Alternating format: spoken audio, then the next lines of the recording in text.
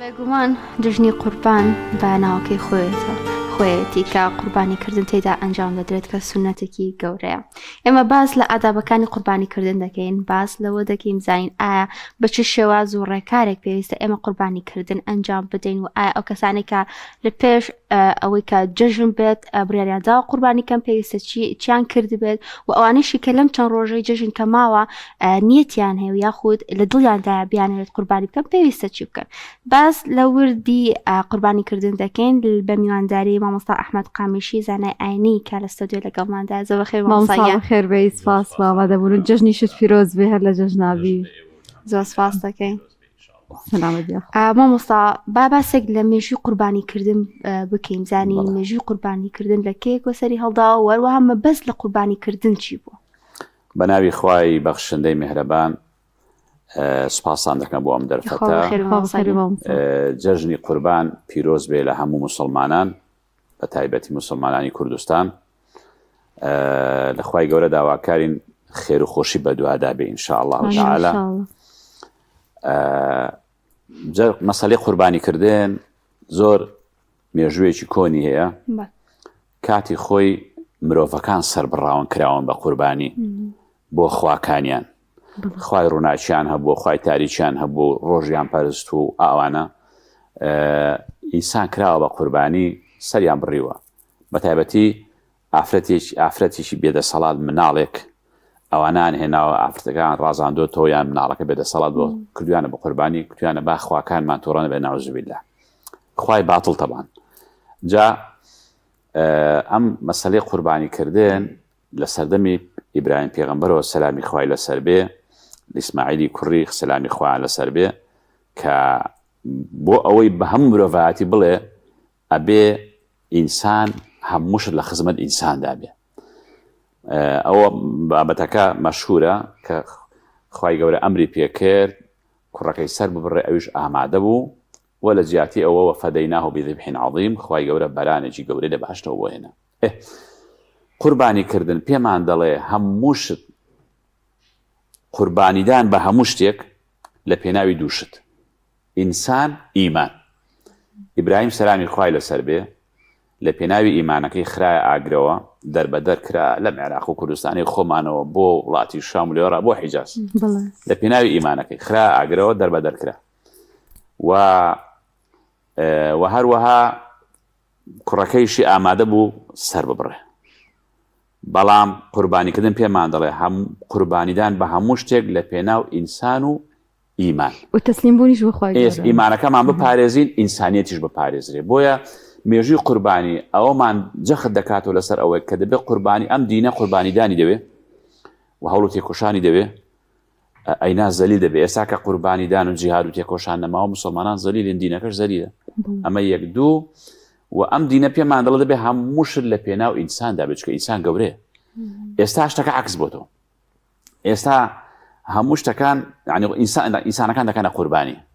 میلەتێک دەکەنە قوربانی،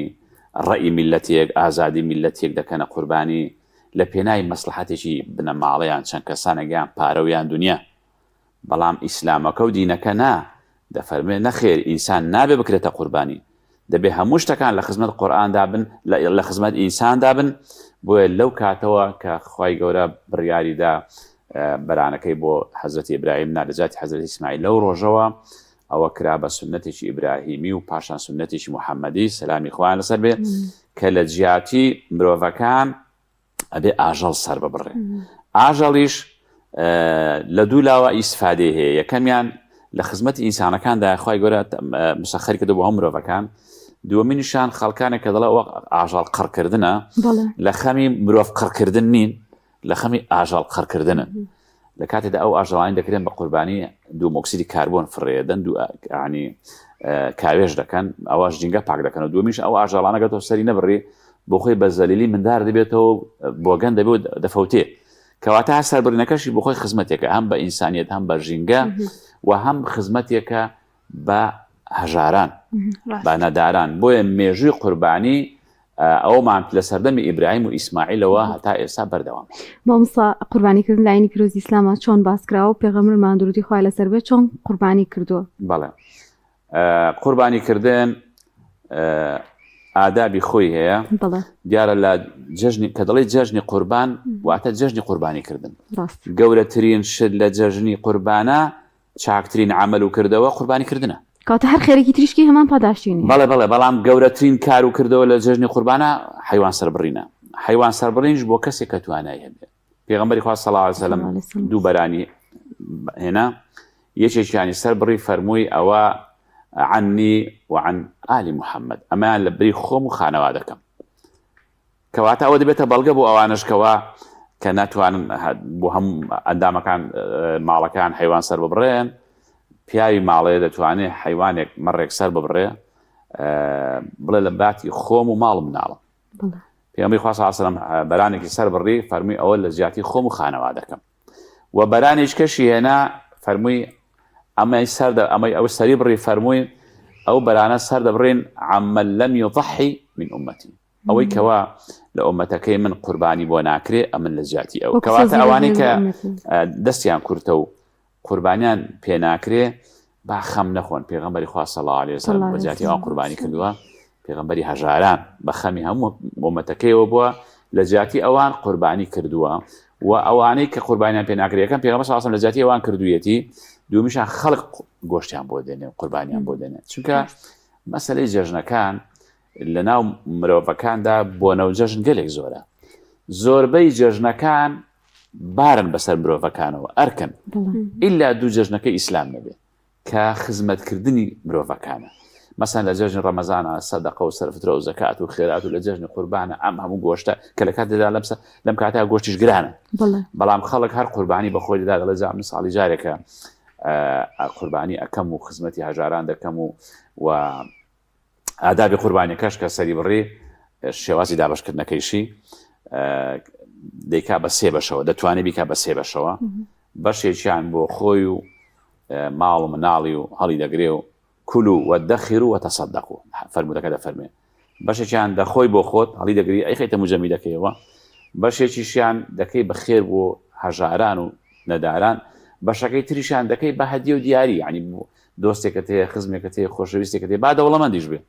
دەیکەی بە دیاری بینێرە بۆ ماڵی خەزووران بۆی ماڵە لێت ڕازی مامۆستا حکمەتیەوە لە چیە ینی زۆربەی و خێرانێکێکی بۆ هەژارێکین بەڵام ینی قوربانی جیاوازە بوو کەسێکیش دەوڵەمەند بێتوانی بۆی مەسەلەکە دڵخۆشکردنی بەرامبەرە لە جەژنە بە تایبەتی گۆشت بەری بۆ کەسێک کە لێت لالوتە کە تۆزە عازیە لە بەینتانە بۆ خۆتان دەزان خەڵک ئەمڕۆ دابەش بۆ و کەس لە کەس ڕازی نییە جا کەسێک کە دەزانی دڵی لێت ساردە و گلەی هەیە و لالوتە گۆشتی بۆ بنێرە یا مامۆستا جارە دراوسێکت هەیە پابەند نییە تۆ بۆ خێرەکە بووی ئەبێ یانی ڕەگە زۆر قوربانی بەڵێ بۆ هەر کەس بێ دروستە بۆیان بنێری چۆن دڵی بەرامبەر خۆشکەین چۆن خزمەتی هەژاران بکەین ئیسلام ئاینی پێکەوە ژیانە ئیسلام ئاینی خۆشەویستیە ئیسلام ئاینی حیا و حورمەتە هەر ئیسلام دەتوانێت ئەو هەموو ئومەتە کۆ بکاتەوە لە مەراسیمی و حەجە کە ئەم هەموو دەنگ و ڕەنگە جیاوازە ئێمە لێرە ویسمان بەناوی کوردایەتیەوە بڵێن بۆ نمونە چوار بکەین بە یەک بەڵام چونکە شتەکە بناغێکی نەبوو ئەوە تا هەمووی پارچە پارچە بوو بەس ئیسلام دەتوانێت کۆمان کاتەوە بە یەک خوددا یەک پێغەمبەری خوا صلی الله علیه وسلم یەک دین ئەمە بۆ خۆی ئیسلام بۆ مرۆڤەکان هاتووە بۆ هەموو مرۆڤەکان بۆیە بەڕاستی قوربانیدان و قوربانیکردن بۆ خزمەتی مرۆڤەکانە جا پێشێ ئەوەی لە خۆت نزیکە وردە هەتاوەکو مەودا دوورەکە مامۆستا کەسێک کە بیەوەی قوربانی بکە پێویستە چ ڕێکارێک بگرێتە بێر و ئادابەکانی ئەو کەسە چییە بێت ئەو کەسێک کە قوربانی دەکا نیەت دێنێ ئەو نیەتمە قوربانیەکەم هەر لە دەڕۆژەکەی سەرەتای نوێنەی حاجیانەوە ئەو نیەتە دێنێ خەڵکێکی زۆر الحەمدولله ئەو نیەتەی هەبوو پاشان سنت وایە نینۆکەکانی و مووی لە خۆی نەکاتەوە پاشان ئەگەر بتوانێت بۆ خۆی سەری بڕێ باشترە بسم الله الله ئەکبەر ئەگەر ئەوەشی نەکرد یەکێک قەسابەکە دەکات بە وەشیل گرنگەوەی سەربردنەکە شەرعی بێ بسم الله الله ئەکبەر ئەوجار کە سەریان بڕی گۆشتەکە دابەش دەکرێت وەکو باسمان کرد بەشێکی دەکات بە خێر و سەدەقە بەشێکی دەنێرێت بۆ دیاری بەشێکی دەنێرێت بۆ فەقیر و هەژاران تەمان هەتا زۆرتری بدا بە خەڵک خێری زیاترە هەتا زۆرتر بەتایبەتی ئەگەر ئەوە سەدەقە بێ خۆ قوربانەکە نەزر بێ ئەوە هەر دەبێت هەمووی ببەخشێتەوە لەبەرەوە ئەو ئادابانە ئینسان کە ڕەچاویان کە خێری زیاتر دەست مامۆستا کەسێک لە پێش جژنەوە بڕیاری نەدابێت و لە ڕۆژانی جژندا بڕیار بدات ئەمەیان چۆن زۆر ئاساییە هەر کاتێک ئێستا بڵێن بۆ نمونە 2 ڕۆژی ماوە هەر کاتێک ڕەئی گۆڕا قوربانیەکەی دەکات جاری وا هەبوو مەسەڵەن توێتی پێم ناکرێیان لەوانێ بەدەستمەوە نەبێ یان مەسەڵەن نیەتەکەی نەبووە حەد لە ماوەی جەژنە هەتا ڕۆژی چوارەمی ئاوابوونی ڕۆژی چوارەمی جەژن هەر کاتێ ڕەئی گۆڕا هەر کەسی ویستی قوربانی بکە بە ئەو خێرە لە دەست خۆی نەدات چونکە قوربانیکردن خێری زیاترە لە سەدەقە وەکو لە سەتایان بەرنامەکە ئاماژەم پێدا قوربانیکردن گەورەترین عمل و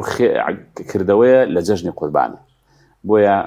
هەر کاتێک کەسەکە ڕەئی گۆڕا ئەتوانێت قوربانی بکە. مامۆستا ئێستا وەکوزانین یانی جگەل لە ئەنجامدانی سنەتی قوربانی لە شار وڵاتی خۆمانە ئەوە تا قوربانی لە وڵاتانی تریش ئەنجام بدرێت بە تایبەتی ئەو شوێنانی کە پێویستیان پێێتی بنە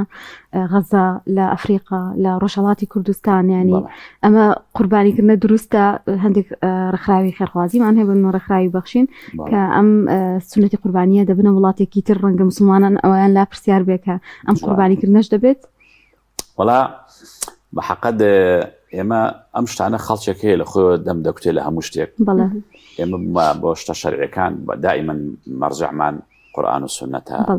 شەریعەتە لیژنی فتووامان هەیە وایە علمیش پێێنێ لە خۆی دەڵێ دروست نییە و دروستە ئەو جۆر شتانە طبعا لە قوربانیکردن ئەولاتر و چاکتر وا لە وڵاتی خۆت بێت چونکە بە چاوی خۆت و لەبەر دەمی خۆتا و خەڵکەکەی خۆت الأقربون أولى بالمعروف لە پێشتر و نزیکتر ئێمە زیاتر بەرپرسیارین لە هەژارەکانی خۆمان و چاکتر وە لە وڵاتی خۆمان بێت و متەکیدترین بەڵام خۆ ئیسلام ڕێگەی لەوە نەگرتووە هەژارانێک هەیە لە جنوبی ئەفریقیا لە مەلاوی و لە هیندستان و مسلمانیشن و داماون و لێ قەوماون یعنی ئەوان ئەگەر تۆ یارمەتیان نەدەی دەمرن لە برسان ڕزگارکردنی ئینسانێک باشترە لەوەی کە لە هەندێک لەسەر ڕێی هەندێکان تەنان قوربانی لەسەر ڕێیەک لەو سونەتیش خواجب نییە لەسەر ڕێیەک لەبەرەوە ڕێگە پێدراوە بۆ هەندێک حاڵەت دروستە کە ئەو قوربانیانە لە دەرەوە بکرێت تەنانەت دیوا هەیە لێرە قوربانی پێ ناکرێتەوە شەکەنێرێک دەکرێت دەستە 600 هەزاری بەڵام لێ بە $50 بە نیوگەڵای حیوانێک دەکەی قوربانی ئەو حیوانی کە دەکەی بە قوربانی ئەگەر ملیۆنێکت پێدا بێ و ئەگەر 10,000 پێدا بێ مهمە تۆ خوێنێ بڕێژی جالبەر ئەوەش بۆ هەندێک کەس هەر بەخێر دەگەڕێ شتێکی باشە جاوانشکە و پرسیارانە دەکەن ئەو بۆ قوربانی دەنێرنە دەرەوە کاکە نابێ و ئەی بۆی ئەو نەوتەی دەنێرنە دەرەوە ئەی بۆ کەس بۆ نەوتەکە قسە ناکە بۆ سەرۆت و سامانی ئەم خاک وڵاتە هەمووی تاڵان کرا هەمووی درا بە دوژمنانی ئەم میلەتە بۆچی بۆ ئەوە قسە ناکەن کە ئەم نەوت چەند مهمە یعنی ئەم وڵاتی ئێمە بە زۆرەکان تاڵان کراوە بۆچی باسی ئەوانە ناکەن بەڵام بەعام کابراوتی لە خوێنی شێچێ دەپرسن لە حوسێنی ناپرسن لەبەر ئەوە دروستە بۆ ئەو حاڵەتانی کەوا مسلمانانێک کە لە دەرەوە وەزعیان خراپە و لە وڵاتی خۆشمان باشتر و چاکترە. مامۆستا ئەم پرسیارە بەتابەت بۆ سەربڕخانەکانە هەندێک سەربڕخانە هەیە لە پێش چاوی ئاژەڵەکان یان چقۆتیژەکان یان ئاژەڵی دیکە سەردەبڕن ئەمە چۆنیە ئایا گوناحبار ئەبن یان وەڵاهی ئاژەڵی شعوری هەیە وەک ئینسان وڵی ڕەشەوڵاخی وا هەیە لەسەر ئەو سارێک کە خۆی بەم لەولای دادا لەبەر چاوی کە سەر بڕاوە دەبینی یعنی خەریکە بە زیندوی خۆی بفەوتێنێ بۆیە پێغەمبەری خوا صلی الله علیه و سلم فەرموویەتی ئەگەر وڵا حیوانتان سەر بڕی وەلیحید شفرەتەه وەلیحسن ذەبحەه دەفەرمێ با چاقۆکە تیژ ببووی کە خێراپیەتە هێنا کەمتر ئازاری بدەیت و زۆر ڕۆحی دەربچێت لەبەر چاوی وڵاخش کە سەرمە بڕا ئەنجا بسم الله الله ئەکبەری لەگەڵ بکەیت هەموو ئەمانە یعنی جوان هەڵس و کەوتکردنە لەگەڵ ئاژەڵان چونکە ئاژەڵانی ژیان لەبەرن و شعوریان هەیە پێویستە قەسابەکان مڕعاتی ئەو وەزع بکەن کەوا هەتا بکرێ چەقۆکانیان تیژ بێ هەتا بکرێ ئەو وڵاخانە زەلیل نەکەن جاری وا ئەگە مەڕەکە ڕادێکیشی هەر بە ڕێشانی قاچێکی هێشتێنێ وازان دوژمنە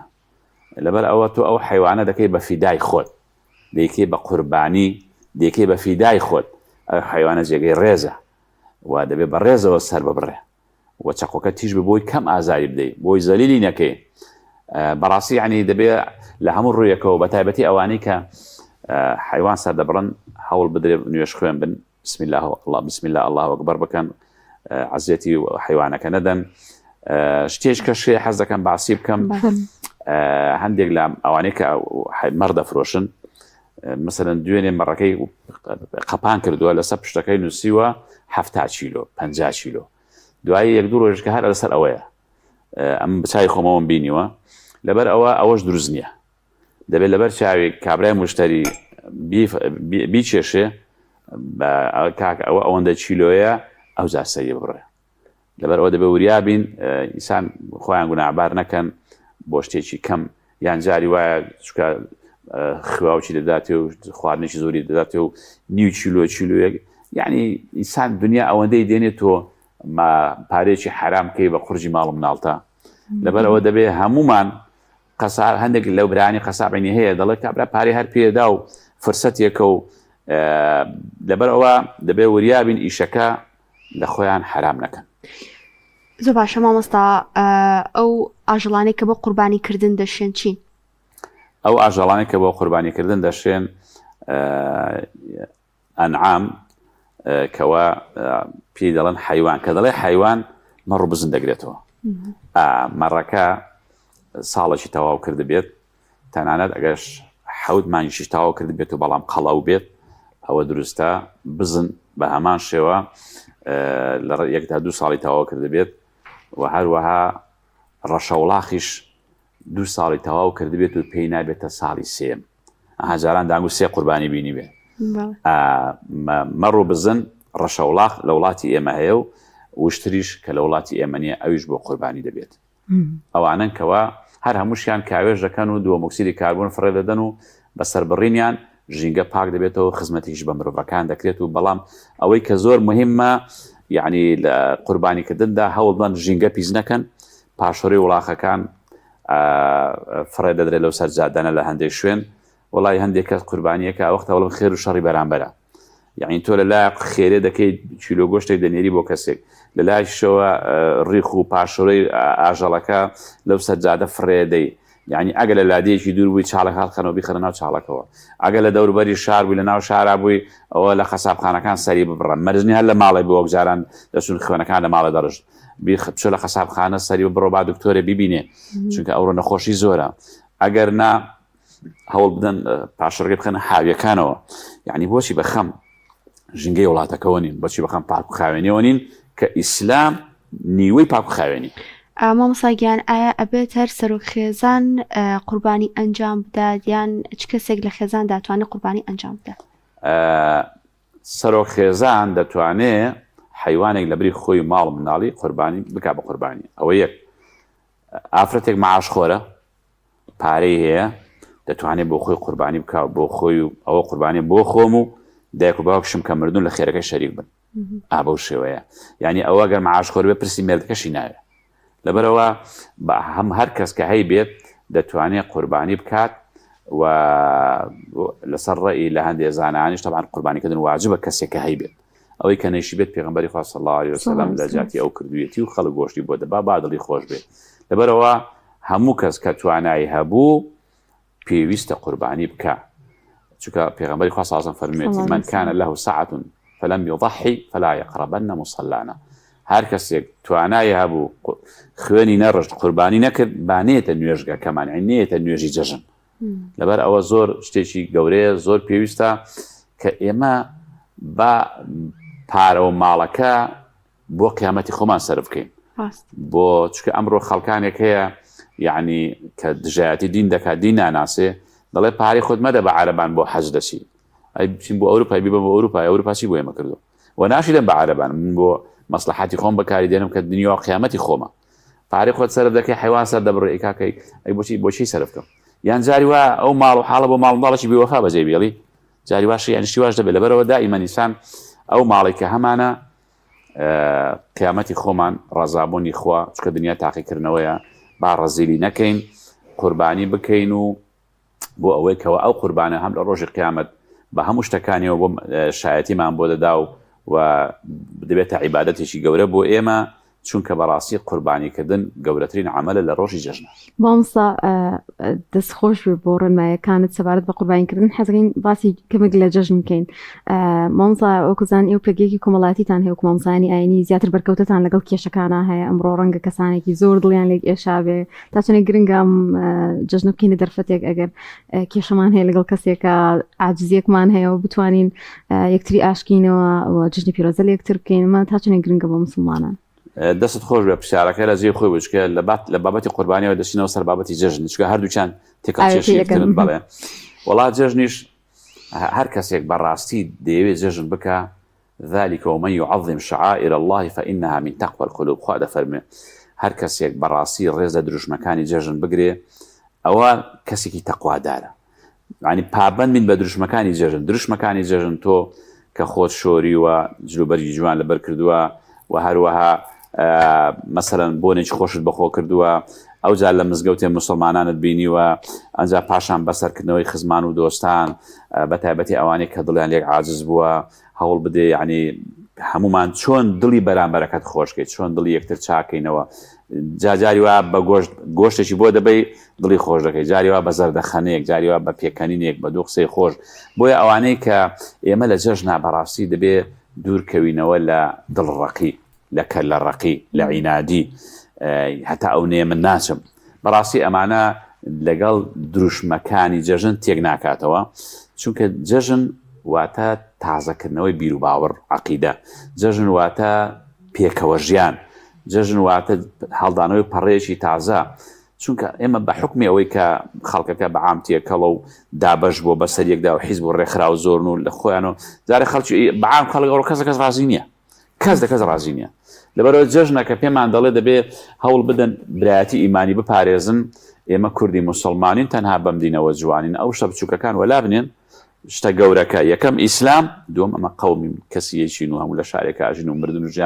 ژیان و مردنمان پێکەوەی بۆیە بەڕاستی ئەوانەی کە ڕێز لە جەژن دەگرن ئەوانن کە پابەندن بە ئاداب و دروشمەکانی جەژنەوە هەروەک چۆن خۆت شۆریوە چڵک و پیسی لە خۆت کردوتەوە هەر ئاواش بە هەمان شێ خۆت پاکەرەوە دڵت پاکەرەوە و خۆمان بە دوور بگرین لە ئەو شتانەی شەیتان بۆ چکە یەکێک لە هەدەفەکانی جەژن دڵخۆشکردنی بەرامبەرە باش شەیتان ئیشی چییە؟ لیەحزون الذین ئامنوا شەیتان ئیشی ئەوەیە دڵی خەڵک ناڕەحەتکە و خەمبارکە ئێستا جەماعەتی شەیتان ئەوانی کە شەیتان سیفەتن لە هەندێک کەناڵ و هەندێک نەفەرێک خەڵکەکان ئیشی شەیتان دەکەن یەکسەر دڵی خەڵک ناخۆش دەکەن دەڵێ قەومە تەقیەوە بەپەلە هات خەتەرە یعنی دائیمەن دڵی خەڵک ناخۆش دەکەن ئەمە جەماعەت شەیتانن چکە بۆ ئیشەکەی ئەوەیە لیەحزون الذین ئامنوا بەڵام لە مقابلدا ئیماندارانی ڕاستەقینە دڵی خەڵک خۆش دەکەن گۆشتی بۆ دەنێرێ سەردەخەنەیەک گردن ئازادیەک سەردانێکی دەکا یعنی ئەوەی کە لەگەڵ خوا ڕاست بێ لەگەڵ خۆشی ڕاست دەبێت چونکە ئێمە ئێستا بە پێویستیمان بە دڵخۆشکردن هەیە خواگە حسابی بکەی لەوانێن 100 تا 80 خەڵکی تووشی نەخۆشی دەرونیوە خەمۆکی و خەفەت و قەلەق و ڕاڕایی و ئەم جەژنانە بەڕاستی ینی دەرفەتێکی زۆر گرنگە بۆی دڵ ئەرێ خەڵکی نەبۆچی گوێ دەدەن بە قسەی خەڵک بۆ گوێ نادەن بە هەستی خەڵک بە دڵ و دەرونی خەڵک بەڕاستی خەڵک بە عام دڵتەنگە کامەی دەبینی دەوڵەمەندە بێتاقەتە با هەر گۆشت بخوا ببرژێنێ خەفەتی هەیە بێتاقەتە بۆ دڵەکان خۆش نەکەین بۆ بە خەم یەکترەوە نەبین بە چاوەڕێی چین دوو ڕۆژکە ئێمە دەمرین هەومان دەبین بە یادگاری بۆ یادگارێکی جوان نەبین لەبەرەوە چۆن دڵی بەرامبەرەکەت خۆش دەکەی بە زەردەخەنەیەک بێ بە گەردن ئازاییەک بێ بە بەسەرکردنەوەیەک بێ بە تەلەفۆنێک بێ یعنی هەوڵ بدەین چونکە ئەمە عیبادەتە چکە ڕەسوڵ الله فەرمووی صلی الله عليه وسلم أحب الأعمال بعد الفرائض إدخال السرور على قلب مسلم دەفەرمێ خۆشەویستترین شت لای الله جل جلاله لە دوای فەرزەکان دڵخۆشکردنی بەرامبەرەکەتە خۆشیەک بخەیتە دڵی مسلمانەوە جا ئەو خۆشیە کە دەیخێتە دڵی مسلمانەوە بەچی هەر بە قسە نا تطرد عنه جوعا أو تقضي عنه دينا أو تكشف عنه كربا قەرزەکەی لەسەر لا دەبەی ماوەکەی بۆ درێژ دەکەیەوە کێشێکی بۆ چارەسەر دەکەی نانێکی پێدەدەی بە جۆرێک چۆن بتوانین دڵی بەرامبەر ماخۆشکەین بە هەموو لایەک چونکە بێدینەکان بەس دڵمان ناخۆش دەکەن بەس قەیرانمان بۆ دروست دەکەن بەس شەڕمان بۆ دروست دەکەن ئێمەش لە ناو خۆماندا ئاوا بین معنای بەڕاستی خەتەرە مامۆستایان یاین دایم بەسراتی خۆشیان لایە مامۆستا هیچت لێ وەکو جەژدانەیەک بۆ بینەرانمانی باستەوە بۆکو جێژنانە ئینشاءڵڵا هەروە قسەی خۆش بۆ بینەران بڵێ ئێمە بە حکمی ئیشەکەمان دائیمەن لەگەڵ خەڵکە تێکەڵیمان هەیە مزگەوتەکەی من لە سلێمانی کە لە کارەزەوشک لە سەرەتای 2000ەکانە قەدەری خواوا بوو 5 کەسی لێ بوو ناویان ڕەشە بوو مامە ڕەشە و حەمە ڕەشید و 5 کەس وڵای ئەم مزگەوتێ من دەبوو ناوی مزگەوتی ڕەشید بوو یا یەک پاسە ڕەشیدە دوایی سوحبەت و قسەی خۆشمان دەکردێن یەکێکیان هەر زۆر قسەی خۆش بوون دەموو جا مامە ڕەشە ئەمن لەبەر تۆ کە لە ڕزی پێشەوە دادەنشی باسی هەندێک شت ناکەم لە قوربانیدا کوتی چۆن ئەیکن کاکەم مامۆستاچی فەقیر وتاری خوێندبەوە باسی قوربانی دەکرد ڕەشەش لە پێشەوە دانیژبوو لە ڕزی پێشەوە مامۆستاکەش باسی مەڕ و بزن و ڕەشە وڵاخی دەکرد زادی گوت ئەگەر مەڕ و بزن بوو بۆ یەک کەسە ئەگەر ڕەشە وڵاغ بوو بۆ 7 کەسە تەمان دیارە مامۆستاکە هەناسەکەی نەیتوانی بە سەریعی بڵێ ئەگە بڵێ ڕەشە وڵاغ ئەوە باشە بەس کە تۆ جیات کردەوە مامۆستاکە ئەوە تارەکەی دەخوێن دەیگوت ئەگەر ڕەشە وڵاغ بوو بۆ 7 کەسە ئیتر مامە ڕەشە لێ هەڵساوتی کاکە بۆچی وە تووڕە بوو تەمان لەبەرەوە ئەم شانە زۆر دەبێ و لە سەفەری حەجیشدا کاتی ڕزمی شەیتانمان دەکرد هاوڕێکی زۆر خۆشەویستمان لەگەڵ بوو ئیتر قەڵە باڵغی بوو ڕزمی شەیتانە دەکرد زۆر قەڵە باڵغە دوایی ئێمەش لێ بووینەوە تۆ هاتین ئەملاوە دێکم کاک فڵان کەس وەرە درەنگە تەواوە لێ بووینەوە بەسە کوڕەکتی لێم گەڕێ کوڕەتم کاکە لە 7 زیاتری پیامەدە 7 بەردە کوتی لێم گەڕێ بەخوا بە 7 و 10 و 15 واز نایانە مەزانی شەیتان چی پێ کردوم لێم گەڕێ کوڕەتم بابە وەرە لە 7 زیاتر نابێ تو مەسکن بەخوا شەیتان زۆر بابە وەڵی ئەوەش ئەگە ڕاستەقینە بووە لەوانە هەندێک کەس بەدڵی نهاتە پێدادا لێ بترسایە لەبەرەوە ئێمەش عادەتەن کە دەچی بۆ شەیتان ڕەزمکردن معنای وایە کە هاتیوە لە حەج ئەبێ زۆر دژاتی شەیتان بکەی ئەوەی یعنی شەیتان دوژمنی ئێمەیە بەقسە شەیتان نەکەین بەخشێ ئەوان نەکەین لەبەرەوە هەم لە قوربانیکردندا هەم لە مەسەلەی حەجە ئەو مناسەبەتانە گەلێک زۆر بووە ئیتر ئەگەر باس بکەین بابەتەکان زۆرم بەڵام لەبەر کاتی بەرنامەکە هەر ئەوەندە بەس دەستخۆش بێت سپاس بۆ مامۆستاگیان کە لەگەڵ لەگەڵمانە جژنیشی پیرۆز بێت سەرڕای سەرقاڵیت عزیەتماندا ئیمڕۆبانمان کردی